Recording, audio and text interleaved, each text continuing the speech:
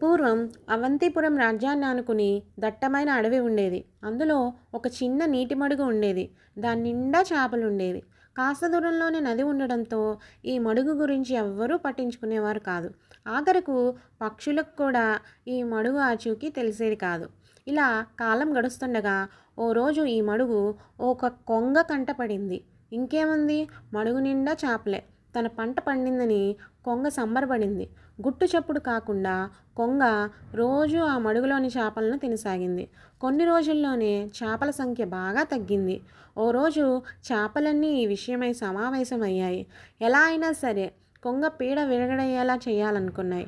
ఆలోచించగా ఒక చిన్ని చేపకు అద్భుతమైన ఆలోచన వచ్చింది. మిగతా చేపలకు అదెంతో నచ్చింది.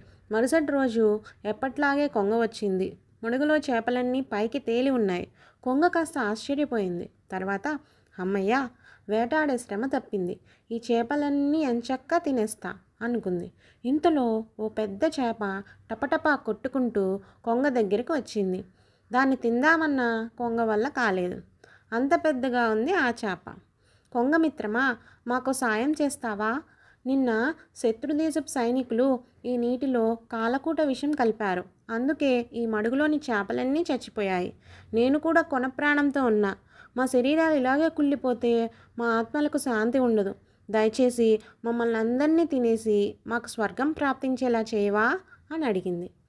మిమ్మల్ని తింటే మీరు స్వర్గానికి పోవడమేమో కానీ ఆ విషయం వల్ల నేను చచ్చిపోతాను అనుకుంటూ కొంగ రివ్వున ఎగిరిపోయింది. ఇంకెప్పుడు ఆ మడుగు వైపు కన్నెత్తి కూడా చూడలేదు. తమ ఉపాయం ఫలించినందుకు చేపలన్నీ సంతోషించాయి. హాయిగా ఆ మడుగులో కాలం గడిపాయి. Thank you for watching the video. ఈ వీడియో కనుక మీకు నచ్చినట్టయితే లైక్ చేయండి, ఫ్రెండ్స్కి, ఫ్యామిలీ మెంబర్స్కి షేర్ చేయండి.